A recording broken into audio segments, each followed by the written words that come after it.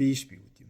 I was asked the question, what does the Quran say about music? Does the Quran say that music is halal or allowed or haram or forbidden?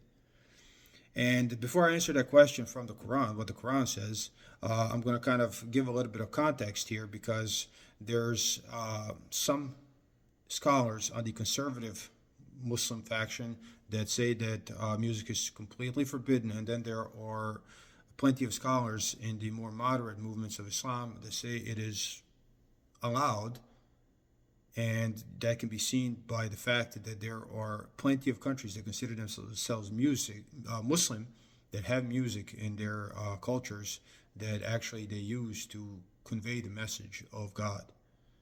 So the community is definitely divided on that. Depending on where you live, you're going to perceive this differently no matter what. So there are some hadith that these conservative Muslim scholars use to say this, but the question is, are they truly trustworthy? And if they were, they would be corroborated by the Quran. So the only verse I have ever seen being used in this context, in this argument, is from the 31st chapter of the Quran, Surah Luqman, the 6th verse. And it says, and of people is he who takes instead frivolous discourse or stories told for fun, lahwa hadith in Arabic, to lead astray from God's path without knowledge, and take it for a mockery, and these will have a humiliating punishment.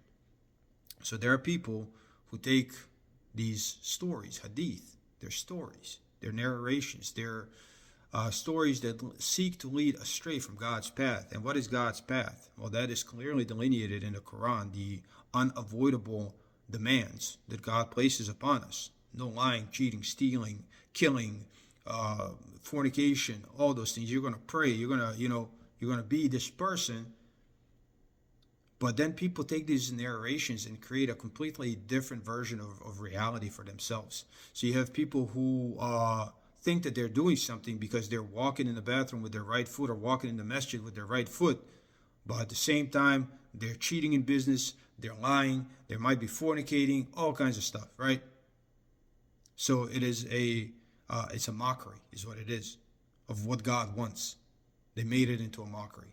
So that is what this actually talks about, and not stringed instruments. There's Arabic words for music, and lahwa hadith is not. And I know that some people interpret it as that, but that's the interpretation. Linguistically, there are much more appropriate words for music in this context, and they were not used. And that's all I'm saying. So, that being said, God did not explicitly forbid music in the Quran. So how would I recommend somebody look at this whole concept? Well, music is just a vessel. It's just a vessel to keep the listener's attention while you give them a message. That's why people play a song on repeat. If you are in any kind of education, you are very talented if you can capture the attention of your audience and then deliver your message. That is talent. That is pure talent. And music is just a tool to complete that kind of a talent. It's just it's in of itself is nothing but a vessel to keep the listener's attention. That's all it is. Now, it's a tool. A gun is a tool. It can be good or bad. A human being can be good or bad. So music can be good or bad. If you are listening to sick stuff that God made haram, but you like it, that just shows you that there's something wrong inside your heart. You have a problem. Your heart is just unable to see reality for what it is. Imagine if somebody made a song about how, I don't know, whatever you find bizarre, which is actually hard to come up with as an example, because people find all kinds of strange, bizarre things. Okay, think about it this way. If you are not a homosexual and you're listening to a song about homosexuals, you as a man, if you're not homosexual, you're not going to find that attractive. I don't care who you are. You're going to be like, damn, this is whack, right? So that's kind of the idea. You find it disgusting because you're not a part of that lifestyle. But the part of the lifestyle that God finds disgusting, like zina, for example, you might be a part of. So it is.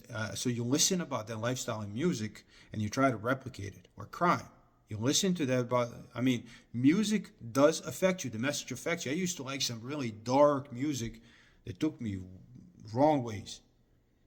But that was the mindset, and then the shaitan complements the mindset. He gives you what you want. There's all kinds of music, and a lot of music is like that, and it can influence you and completely you misperceive the world. And then there's good music. Again, it's a tool. I've heard a song 100 times that talked about the story of Joseph. It summarized the whole chapter of the Quran. And I never knew what it was talking about, but I just liked the melody and it was good.